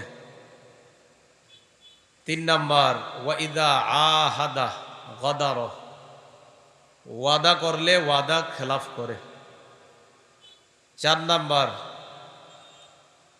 ওয়াইদা খাসামা ফাজার, দুইজন ঝগড়া লাগলে অশ্লীল কথা বলে। দুইজনের মাঝে কথা কাটাকাটি হইতে পারে, কিন্তু অশ্লীল কথা যে বলে তার মাঝে মুনাফিকের বৈশিষ্ট্য আছে। তাহলে এই চারটার মধ্যে একটা হলো মিথ্যা কথা বলা। এই মিথ্যা কথা বলে আপনাদের কাছ থেকে অনেকে আমার নাম ভাঙিয়ে টাকা চাইতে পারে বিভিন্ন মাধ্যমে। কোনোভাবেই কাউকে কোনো অবস্থাতেই টাকা পয়সা দিবেন না যে আমি ওনাকে মাহফিলে এনে দিব, আমাকে এত টাকা দিতে হবে। টাকা চাইলেই বুঝবেন প্রতারক। টাকা চাইলে কি বুঝবেন? প্রতারক। এই কথাটা আপনারা যারা শুনছেন আরো 10 জনকে জানায় দিবেন যে টাকা পয়সার লেনদেনে যখন আসবে তখন বুঝবেন প্রতারণার ঝামেলা আছে ভিতরে। পবিত্র কোরআনে মুনাফিকদের বৈশিষ্ট্য আলোচনা করতে গিয়ে আল্লাহ বলেন, ইউখাদিউনাল্লাহা ওয়াল্লাযীনা আমানু, এরা আল্লাহরে ধোঁকা দেয় আর ঈমানদারদেরকে ধোঁকা দেয়। মুনাফিকরা আল্লাহরে ধোঁকা দেয় আর ঈমানদারদেরকে ধোঁকা দেয়। তো ঈমানদাররা যেন ধোঁকা না খায়, মুমিন সতর্কতা অবলম্বন করা দরকার। এজন্য আমি আপনাদেরকে সতর্ক করে দিলাম, আপনারা আরো 10 জনের বিষয়টা জানিয়ে দিবেন। মাহফিল বিষয়ে যখনই দেখবেন আমার ব্যাপারে কেউ বলে যে আমারে কিছু টাকা পাঠান, তাইলেই বুঝবেন এর মাঝে ঝামেলা আছে। আর এই লোক আপনার সাথে কোনো না কোনোভাবে প্রতারণা করার চেষ্টা চালাচ্ছে। কথাটা কি মনে থাকবে সবার? হ্যাঁ, আল্লাহ আপনাদেরকে আমাকে সকলকে প্রতারণা থেকে বাঁচার তৌফিক দান করে। মূল আলোচনায় আমরা এখন ঢুকব। সূরা আহজাবের 40 নম্বর আয়াতে কারিমা আপনাদের সামনে তেলাওয়াত করলাম। আয়াতের বিষয়বস্তু আকীদায়ে খতমে নবুয়ত, মুহাম্মদ সাল্লাল্লাহু আলাইহি সাল্লাম যে শেষ নবী, তারপরে আর কোনো নবী আসবে না, এই কথা আমরা সকলে বিশ্বাস করা। এই আকীদাটা সকলের মধ্যে থাকতে হবে। আনোয়ার শাহ কাশ্মীরি রহমতুল্লাহ আলাইহি লিখেছেন, মুহাম্মদ সাল্লাল্লাহু আলাইহি সাল্লামের নবুয়তের পরে যারা নবী দাবি করে, এই নবী দাবি করতে করতে পাকিস্তানের কাদিয়ান নামক এলাকার গুরুদাসপুর এলাকার ওই কাদিয়ান একটা গোত্র, সেখান থেকে এক ব্যক্তি মির্জা গোলাম আহমদ নিজেরে নবী দাবি করছে। আনোয়ার শাহ কাশ্মীর রহমতুল্লাহ আলাইহি লেখছেন যে এই কাদিয়ানি ফিতনা এই মুসলমানদের জন্য সবচেয়ে বড় ভয়ঙ্কর ফিতনা।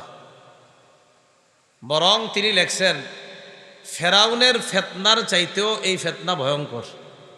কারণ ফেরাউন যে কাফের, ও তো নিজেই স্বীকার করে আমি ও নিজেই বলে আমি আল্লাহ, ও যে কাফের স্পষ্ট বোঝা যায়। কিন্তু এরা আপনাকে ছলে বলে কৌশলে ধোঁকা দিবে, এই জন্য তাদেরকে চেনাটা কষ্টকর। তো তারা হলো ভয়ঙ্কর ফিতনা। তো আল্লাহ পাক রব্বুল আলামিন, ঠিক আছে আপনি বারবার উঠবেন না, বারবার উঠলে আসলেই খারাপ। এই ভিডিও যারা করে না এদেরকে বলছিলাম আমি, আপনারা আজ যায়েন না, এরকম ডিস্টার্ব করেন না মানুষে। কত প্রতিদিন কই, এরপরে করে আপনাদেরকে ডিস্টার্ব করে।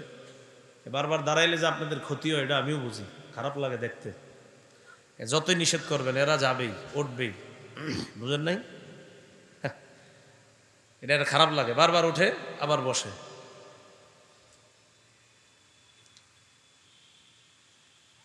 আকীদা বুঝার আগে তিনটা কথা আমরা মনে রাখব।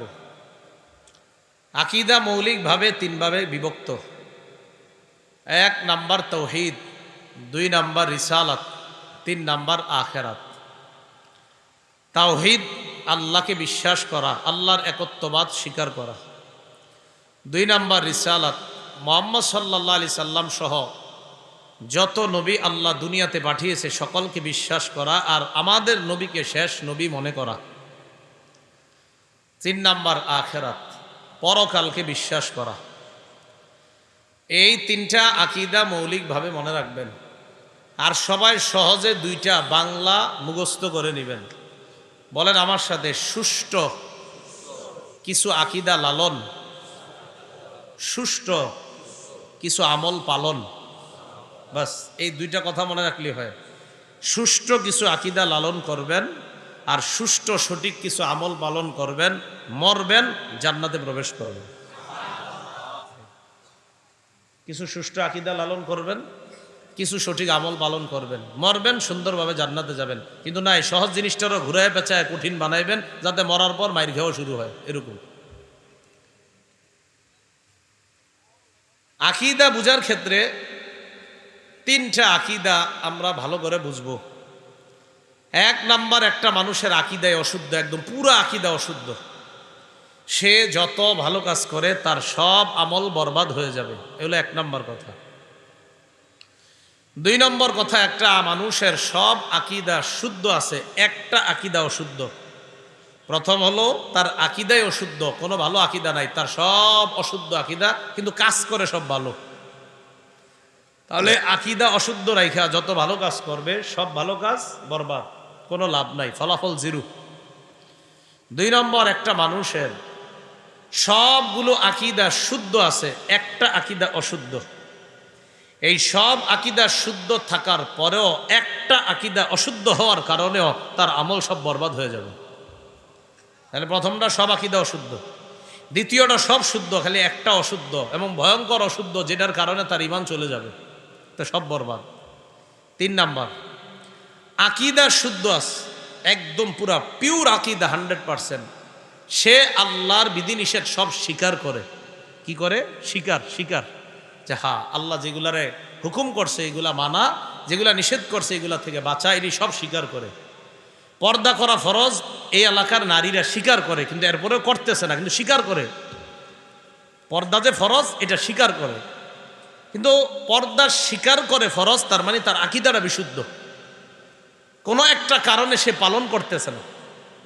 তো এই যে বিশুদ্ধ আকীদা রাইখা শয়তানের ধোকায় যদি আমল একটু কমও থাকে, কিন্তু বিশুদ্ধ আকীদা নিয়ে যদি কবরে যায়, তাহলে খারাপ আমলের কারণে বিভিন্ন মেয়াদে জাহান্নামে শাস্তি ভোগ করার পর শুদ্ধ আকীদার কারণে একদিন না একদিন আল্লাহ জান্নাত দান করবে।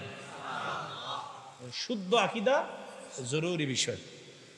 আমাদের মাঝে অনেকে আমরা তাহাজ্জুদ পড়ি, আল্লাহরে সেজদা করি, 5 ওয়াক্ত নামাজ পড়ি, তাহাজ্জুদও পড়ি, রোজা একটাও মিস দেই না, হজ করি, যাকাত দেই, সব ঠিক আছে, কিন্তু আল্লাহ ছাড়া আরেকজনেরও সেজদা দিই, ব্যাস সব শেষ। এজন্য এই 3টা কথা যদি মনে থাকে তাহলে আলোচনাটা সামনে যাওয়া সহজ। তো 1 নাম্বার, আকীদা পুরাই অশুদ্ধ, আমল নামা কাজ হবে না। 2 নাম্বার, সব শুদ্ধ, একটা অশুদ্ধ, যে অশুদ্ধের কারণে তার ঈমান চলে যায়, এটাও বরবাদির কারণ। 3 নাম্বার, আকীদা 100% পিওর, শয়তানের ধোকায় কিছু আমলে উল্টা পাল্টা করছে, কিন্তু আকীদা ঠিক আছে, সে একদিন না একদিন আল্লাহর জান্নাতে প্রবেশ করে। তাহলে প্রথম আকীদা থেকে আমরা শুরু করি। পুরা আকীদা সব যার বরবাদ, তার কি অবস্থা হবে? তার আমল নামা সব বরবাদ, কারণ তার আকীদাই শুদ্ধ না। আল্লাহ পাক রব্বুল আলামিন পবিত্র কোরআনের সূরা মাইদার 5 নম্বর আয়াতে আল্লাহ বলেন, وَمَن يَكْفُرْ بِالْإِيمَانِ فَقَدْ حَبِطَ عَمَلُهُ وَهُوَ فِي الْآخِرَةِ مِنَ الْخَاسِرِينَ।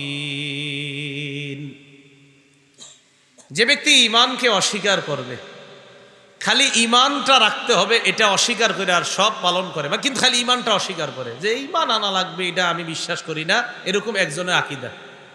আর এমনি সব ভালো কাজ করে, দাতব্য ফাউন্ডেশন আছে তার, সে কোটি কোটি টাকা দান করে, সব ঠিক আছে, কিন্তু ইমানরে অস্বীকার করে, আল্লাহ বলে ফাকাদ হাবিত আমালু, তার সব আমল বরবাদ, নষ্ট। ওয়া হুয়া ফিল আখিরাতি মিনাল খাসিরিন, সে আখিরাতে ক্ষতিগ্রস্তদের অন্তর্ভুক্ত হবে। বলি নাউজুবিল্লাহ। আকীদার মধ্যে একটা বিশুদ্ধ আকীদার নাম ইসলাম, আল্লাহর মনোনীত ধর্ম।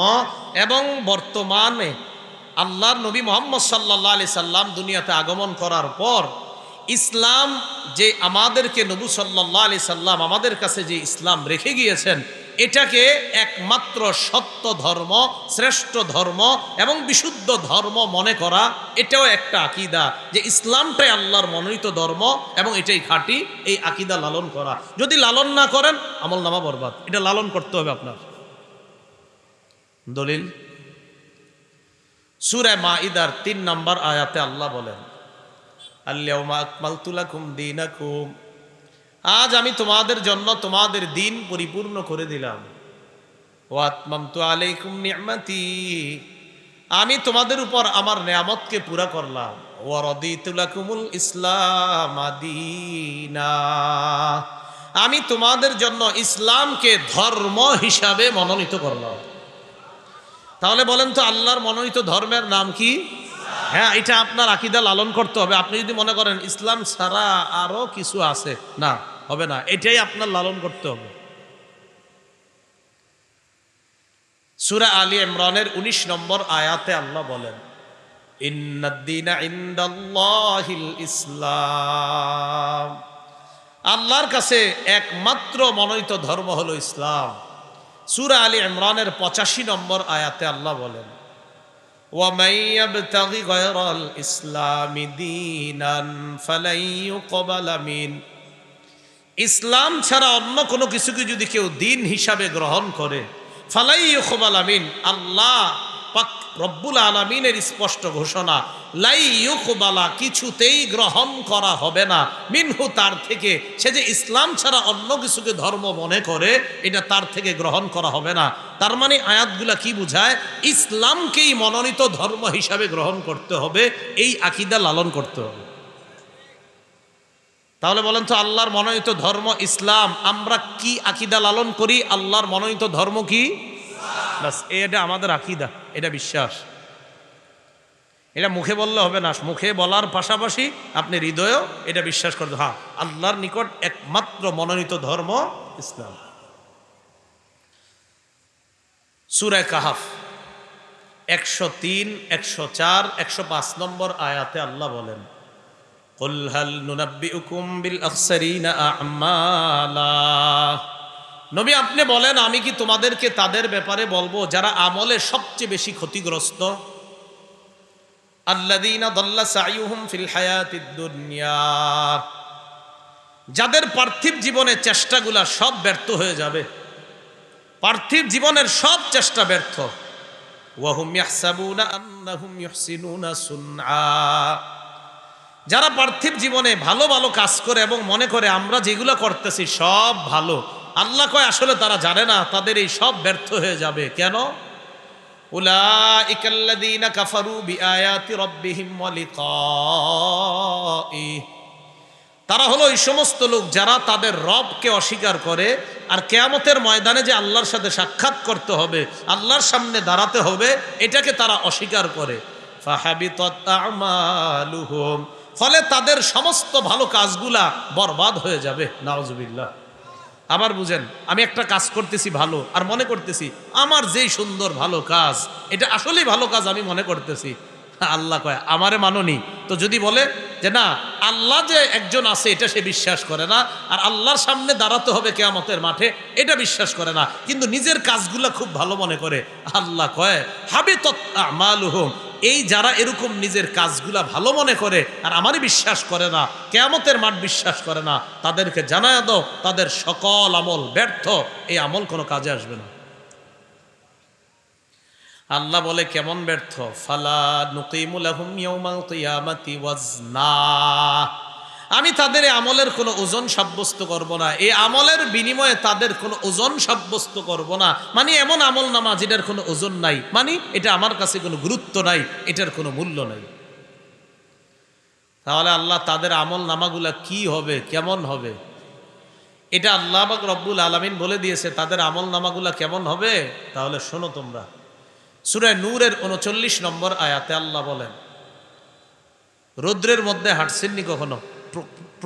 কঠিন রৌদ্রের মধ্যে আপনাদের এলাকায় জমিন আছে না, জমিন ক্ষেত, তো ক্ষেতের মধ্যে নাইমা লম্বা জায়গা যেখানে কোনো ঘর বাড়ি নাই, এরকম জমি জমা আছে না অনেক, তো দূর থেকে প্রচণ্ড রৌদ্রে দেখা যায় অনেক দূরে মনে হয় পানি চিকচিক করতেছে, কাছে গিয়া দেখবেন পানি নেই, প্রচণ্ড রৌদ্র চিকচিক করতেছে, এই মনে হয় পানি। তাহলে প্রথম আসেন বুঝেন এইভাবে, আমরা 3জন 4জন রওনা করলাম, প্রচণ্ড পানির পিপাসা লাগছে, রৌদ্রের মধ্যে হাঁটতেছি, আর দূরে দেখা যাইতেছে পানি চিকচিক করতেছে, দূর হয়ে গেছি পানি খাওয়ার জন্য, গিয়ে দেখি পানি নেই। এটাকে বলা হয় মরিচিকা। বলেন এটাকে কি বলা হয়? আল্লাহ বলে যারা দুনিয়াতে ভালো কাজ করে আর আমারে বিশ্বাস করে না, এদের দৃষ্টান্ত, আমলের দৃষ্টান্ত কেমন তাহলে তোমরা শোনো। ওয়াল্লাযীনা কাফারু আ'মালুহুম কাসরাবিম বিকিআতি ইয়াহসাবুহুজ যামআনু মা। ওয়াল্লাযীনা কাফারু, যারা কুফরি করে, আমারে বিশ্বাস করে না, আ'মালুহুম কাসরাব, তাদের আমল নামাগুলা মরিচিকার মতো, বিকিআ মরুভূমির মধ্যে যেই মরিচিকা, এই মরিচিকার মতো, ইয়াহসাবুহুজ যামআনু মা, যে মরিচিকা পিপাসার্ত দেখলে মনে করে পানি, হাত্তা ইদা জাআ, পানির কাছে যখন যায়, লাম ইয়াজিদহু শাইআ, যাওয়ার পর আর কিছুই পায় না। পিপাসার্ত যেমন মরুভূমির মধ্যে দূরে চিকচিক করলে গিয়ে দেখে মরিচিকারে পানি মনে করে, যারা আমারে বিশ্বাস করে না, যারা আমল করে প্রচুর আর মনে করে এটার ফলাফলটাও খুব পাবে, আল্লাহ কয় এই ফলাফল হলো তেমন। মরুভূমির মধ্যে পিপাসার্ত মরিচিকারে পানি মনে করা যেমন ব্যর্থতা, এই পানি যেমন পানি না, তারাও ভালো কাজ কইরা আমারে বিশ্বাস না কইরা আমলের প্রতিদান চাওয়াও ওই মরুভূমির মধ্যে মরিচিকারে পানি মনে করার মতো। মরুভূমির মরিচিকা কি আসলে পানি? ভালো কাজ করে আর আল্লাহ মানে না, এটার ফলাফল যদিও আশা রাখে আমি অনেক পাবো, আসলে কিছু পাবে? আল্লাহ কয় ওই মরিচিকার মতো, যেটার আসলে কোনো দাম নাই। আরেকটু সুন্দর কইছে আল্লাহ, তখন আরো বুঝবেন, স্পষ্ট হবে।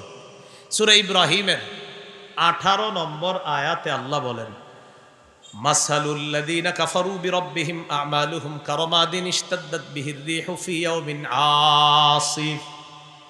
ছাই চিনেননি আপনারা? এই জায়গায় আমরা এই মাঠটার মধ্যে অনেকগুলা ছাই জমা করে রাখলাম, প্রচন্ড ঝড়ের দিনে প্রচন্ড একটা বাতাস আসছে, আসার পর ছাইগুলা উড়া যাবে। তাহলে ছাইগুলা যে এনে রাখলাম, প্রচন্ড বাতাস আয়া উড়াইয়া নিয়ে গেল, তো ছাইগুলা রাখলাম, তাহলে এই ছাইগুলার তেমন কোনো গুরুত্ব নাই কেন? বাতাসে এটার এনে থাকতে দেয় না, এটা উড়াইয়া নিয়ে গেছে। আল্লাহ বলেন, মাসালুল্লাযীনা কাফারু বিরাব্বিহিম আ'মালুহুম কারামাদিন ইশতাদ্দাত বিহির রিহু ফি ইয়াউমিন আসিফ। যারা কুফরি করে, যারা তাদের রবকে অস্বীকার করে, তাদের আমলের দৃষ্টান্ত হলো কারমাদ। রমাদ অর্থ ছাই, কারমাদিন ছায়ের মতো, ইশতাদ্দাত বিহির রিহু ফি ইয়াউমিন আসিফ, প্রচন্ড ঝড়ের দিনে প্রবল বাতাস যেই ছাইগুলাকে উড়িয়ে নিয়ে যায়, যেমন এই ছাইয়ের স্তূপের কোনো মূল্য নাই, ঠিক তেমনি ভাবে আমারে অস্বীকার কইরা ভালো ভালো কাজ যা করবা ওই ছাইয়ের মতো তোমাদের এই কাজেরও কোনো মূল্য নাই। লা ইয়াকদিরুনা মিম্মা কাসাবু আলা শাই, আল্লাহ বলে তারা যে কর্ম করে এই কর্মের মোকাবেলায় কিছুই পাবে না। যালিকা হুয়াদ দালালুল বাঈদ, আল্লাহ বলে এটা চূড়ান্ত ব্যর্থতা। যারা ভালো ভালো কাজ কইরা আমারে বিশ্বাস করে নাই, তাদের কাজগুলা হলো ছাইয়ের মতো, ওই ছাই যেমন বাতাস উড়ায় নিয়ে যায়, তাদের কর্মগুলার কোনো ফলাফল তারা পাবে না। তাহলে যেই কর্মের ফলাফল পাওয়া যায় না, আল্লাহ কয় এই কর্ম করা মানে চূড়ান্ত ব্যর্থ হওয়া ছাড়া আর কিছু না। আপনি কাম করলেন, ফল পাইলেন না, তাহলে নিষ্ফল, কার লাভ হইল কি কাজ কইরা? তা আল্লাহ বলেন, তাহলে কি বুঝলাম বলেন তো? আকীদা শুদ্ধ থাকতে হবে। রবরে মানেন, একবার সুবহানাল্লাহ বলেন, অনেক দাম। আর আপনি রবরে মানলেন না, হাজারো ভালো কাজ করেন, কোনো দাম নেই। আল্লাহ কথাগুলা বুঝার তৌফিক দান করেন। তাহলে প্রথম কথা আমাদের চলতেছে, আকীদা যদি অশুদ্ধ হয়, হাজারো ভালো কাজ ছাইয়ের মতো, মরুভূমির মধ্যে পানি মনে করা মরিচিকার মতো, হাজারো ভালো কাজ যদি আকীদা অশুদ্ধ থাকে। এবার দেখেন আল্লাহ পাক রব্বুল আলামিন সূরা ফুরকানের 23 নম্বর আয়াতে আল্লাহ পাক রব্বুল আলামিন বলেন, যারা ভালো কাজ করে কিয়ামতের ময়দানে তারা যখন যাবে, তাদের এই ভালো কাজগুলা কেমন হবে? টিনের ঘর আসেনি এলাকায়? আচ্ছা, টিনের ঘরের চাল ফুটা থাকলে মাঝে মাঝে দেখবেন ছোট্ট একটা রৌদ্রের আলো ভিতরে আসে, আর ওই রৌদ্রের মধ্যে চিকচিক কি জানি করে। আসলে কি শুধু রৌদ্রে না পুরা ঘরে? পুরা ঘরেই কিন্তু আছে, কিন্তু রোদের কারণে শুধু দেখা যায় রৌদ্রে। এটাকে বলা হয় উড়তে থাকা ধূলিকণা, উড়তে থাকা বালুকণা, ধূলিকণা, যেটা একদম চোখের মধ্যেও ধরে না। আমরা ঘরে কিন্তু বসবাস করতেছি, ওই রৌদ্রটা আসলে দেখা যায় চিকচিক করতেছে। তাহলে কি বোঝা যায়? আমাদের সামনে ঘোরাঘুরি করার পরেও ওই জিনিসটা সূক্ষ্ম সূক্ষ্ম, এটা আমরা দেখতে পাই না। আল্লাহ কি বলে দেখেন, ওয়াকাদিমনা ইলা মা আমিলু মিন আমালিন ফাজআলনাহু হাবাআম মানসুরা। কিয়ামতের ময়দানে যারা দুনিয়াতে ভালো কাজ করছে কিন্তু ঈমান নাই, তাদের এই ভালো কাজগুলা আমি কিয়ামতের মাঠে কি করব? আমি ফয়সালা করব, এমন তাদের এই কাজগুলা উড়তে থাকা ধূলিকণার মতো হবে, যেগুলা উড়তে থাকবে কিন্তু দেখা যাবে না। তো তাদের কর্ম এমন হবে, যেই কর্মের ফলাফলটা হবে উড়তে থাকা ধূলিকণার মতো উড়তে থাকবে, যেগুলা দেখতেও পাবে না, বিনা হিসাবে জাহান্নামে যাবে, দেখা যাবে। ওই যে ওরকম বানায় দিবে আল্লাহ, ঘুরতে থাকবে। তো ঘুরতে থাকলে তো দেখা যায় না, এটা টিনের ঘরে ফাঁকার কারণে একটু দেখছেন, তো দেখা যায় না। আল্লাহ আমাদেরকে কথাগুলা বুঝার তৌফিক দান করেন। তাহলে আকীদা অশুদ্ধ, কাজ ভালো করছেন, ফলাফল শূন্য। বলেন, আকীদা অশুদ্ধ, কাজ ভালো করছি, ফলাফল। তাহলে অশুদ্ধ আকীদায় ভালো কর্মের ফলাফল শূন্য। বলেন, অশুদ্ধ আকীদায় ভালো কর্মের ফলাফল শূন্য। মুসলিম শরীফের 16 নম্বর হাদিস। মাদ্রাসা পাঠ্যপুস্তক অনুসারে মোট হাদিস সংখ্যা হবে 3033টা।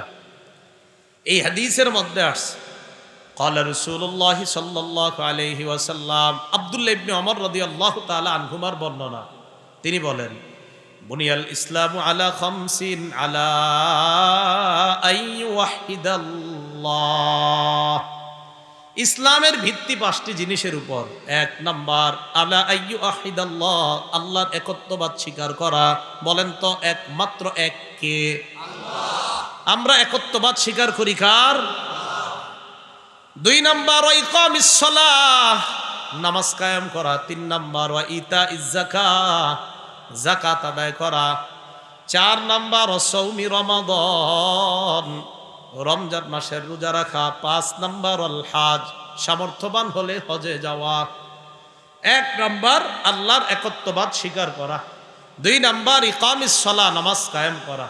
3 নাম্বার ইতাইজ যাকাত, যাকাত আদায় করা। টাকা পয়সা যদি দেয় আল্লাহ, যাকাত যোগ্য সম্পদ হলে যাকাত দেওয়া। 4 নাম্বার সৌমি রমাদান, রমজানের রোজা রাখা। 5 নাম্বার আল হজ, হজ করা, একত্ববাদ স্বীকার করা। তাহলে ইসলামের 5 ভিত্তির প্রথম ভিত্তিটাই হলো, বলেন আমার সাথে, আকীদা শুদ্ধ করা। আকীদা কি করা? এককে, এই আকীদা শুদ্ধ করা প্রথমে। তাহলে কালিমা, ওই যে আমরা কালিমা, নামাজ, এরপরে কি? না, কালিমা, নামাজ, এরপরে বলেন যাকাত। কালিমা বলেন, কালিমা, নামাজ, যাকাত, রোজা, হজ। তাহলে 1 নাম্বার কালিমা, 2 নাম্বার নামাজ, 3 নাম্বার যাকাত। 3 নাম্বারে যাকাত বলবেন, 3 নাম্বারে সবাই রোজা কয়। আল্লাহ নামাজের পরে কয় যাকাত, আমরা কই নামাজের পরে রোজা। আর আশ্চর্য বিষয়, আল্লাহ কোরআনে সব জায়গায় বলছে নামাজের পরে যাকাত, নবী হাদিসে সব জায়গায় বলছে নামাজের পরে যাকাত, আমরা কই নামাজের পরে রোজা। কেন? ঘটনা এমন কেন বলেন? সিরিয়াল আল্লাহ নবীরটাই ঠিক রাখি, কি বলেন? তাহলে কালিমা, নামাজ, এরপরে যাকাত। সব আয়াতে দেখবেন, সব আয়াত হাদিসে নামাজ যাকাত, নামাজ যাকাত, আমরা কই নামাজ রোজা। তাহলে কালিমা, নামাজ, যাকাত, রোজা, হজ। হ্যাঁ, এইভাবে আল্লাহর নবীর সিরিয়ালটা আমরা যেন মেনটেন করতে পারি, আল্লাহ তৌফিক দান করেন। তো যাই হোক, মূল আলোচনা এই জায়গায়। 5 ভিত্তির প্রথম ভিত্তি, বলেন আমার সাথে, আকীদা শুদ্ধ করা। তাহলে আমরা একত্ববাদ স্বীকার করি কার? এটা হলো আমাদের আকীদা। এটা আমাদের কি? আকীদা। আচ্ছা, এই যে আল্লাহর একত্ববাদ স্বীকার করলাম, আল্লাহ আমার রব, আল্লাহ আমাকে দান করেন, আল্লাহ ছাড়া আমাকে সন্তান কেউ দিতে পারে না। ছেলে দেয়, এটাও আল্লাহ দেয়, মেয়ে দেয়, এটাও আল্লাহ দেয়। ছেলে মেয়ে উভয়টা দেয়, এটাও আল্লাহ দেয়। 3 জন মেয়ে হবে, এটাও আল্লাহ দেয়। 3 জন ছেলে হবে, এটাও আল্লাহ দেয়। আমার বিবির ছেলে মেয়ে কিচ্ছু হবে না, এই ক্ষমতাও কার? এই আকীদা শুদ্ধ করা। সূরা শুরা 49-50 নম্বর আয়াতে আল্লাহ বলেন, লিল্লাহি মুলকুস সামাওয়াতি ওয়াল আরদ ইয়াখলুকু মা ইয়াশা। আসমান জমিনের রাজত্ব আল্লাহর। আল্লাহ যা চান তা সৃষ্টি করেন। ইয়াহাবু লিমান ইয়াশাউ ইনাসা, আল্লাহ চাইলে কাউকে কন্যা দান করেন। ওয়ায়াহাবু লিমান ইয়াশাউ যুকুর, আল্লাহ চাইলে কাউকে ছেলে দান করেন। আও ইউযাওয়িজুহুম যুকরানা ওয়া ইনাসা, আল্লাহ চাইলে কাউকে ছেলে মেয়ে উভয়টা দান করেন। ওয়ায়াজআলু মান ইয়াশাউ আকীমা, আল্লাহ চাইলে ছেলে মেয়ে কিচ্ছু দিবে না, ওই নারী বন্ধা রাখবেন ওই নারীকে, এই ক্ষমতাও কার? আল্লাহ। এই কথা মনে মনে বিশ্বাস করেন? করার পরেও মাঝে মাঝে কই জানি যান বাসে উঠা, ট্রলারে উঠা, কেন? হ্যাঁ, এটা না বিশ্বাস করেন? সন্তান কে দেয়? যাদের সন্তান হয় না তাদেরকে সূরা আলী ইমরানের 38 নম্বর আয়াতের অংশ শিখাইয়া দিবেন। রব্বি হাবলি মিন লাদুনকা যুররিয়াতান তাইয়্যিবা ইন্নাকা সামিউদ দুআ। এই দোয়া করে অসংখ্য অগণিত দম্পতি আমাদের বাংলাদেশেও সন্তান পাইছে, অসংখ্য নজির আছে। সূরা আলী ইমরান কয় নম্বর আয়াত? 38, অংশ বিশেষ, হাফিজি কোরআন শরীফ 3 নম্বর পারা 14 নম্বর পৃষ্ঠা, একদম শুরু লাইনটা, হুনালিকা দাআ যাকারিয়া রব্বা ক্বালা রব্বি হাবলি মিন লাদুনকা যুররিয়াতান তাইয়্যিবা।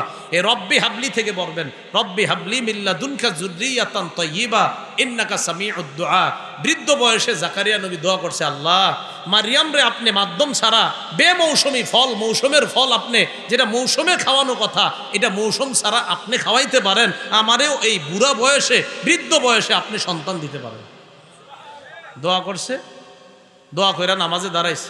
ফেরেশতারা আইসা কয়, জাকারিয়া নবী দোয়া যে করছেন কবুল হয়ে গেছে। যাদের সন্তান হয় না এদেরকে বলবেন এই দোয়াটা করতে। স্বামী স্ত্রী 2 জন নীরবে নিবৃতে তাহাজ্জুদে আল্লাহর কাছে কাঁদবে আর বলবে, আল্লাহ এই দোয়া করে জাকারিয়া নবী বৃদ্ধ বয়সে সন্তান পাইছে, আমাদের বিয়ে হয়েছে 10 বছর 15 বছর, মাবুদ গো মেহেরবানি করে এই দোয়াটা জাকারিয়া নবী করছে, আপনি সন্তান দিছেন, আজকে আমিও করতেছি, আমার স্বামী করতেছে, আল্লাহ আমাদেরকে একটা সন্তান দান করুন। কয়দিন কইছেন? হুজুর অনেক দিন কইছিলাম। অনেক দিন মানে 1 মাস কইছি, 1 বছর কইছেন নাই। আপনি বলতে থাকেন বারবার, গত 10 বছর সন্তান হয়নি, 10 বছর দোয়াটা করতেন, করেন নাই তো। আল্লাহ আমাদেরকে বিশ্বাস, আকীদা বিশ্বাস সঠিক সুষ্ঠু করার তৌফিক দান করেন। তাহলে আল্লাহর একত্ববাদ আমরা স্বীকার করলাম।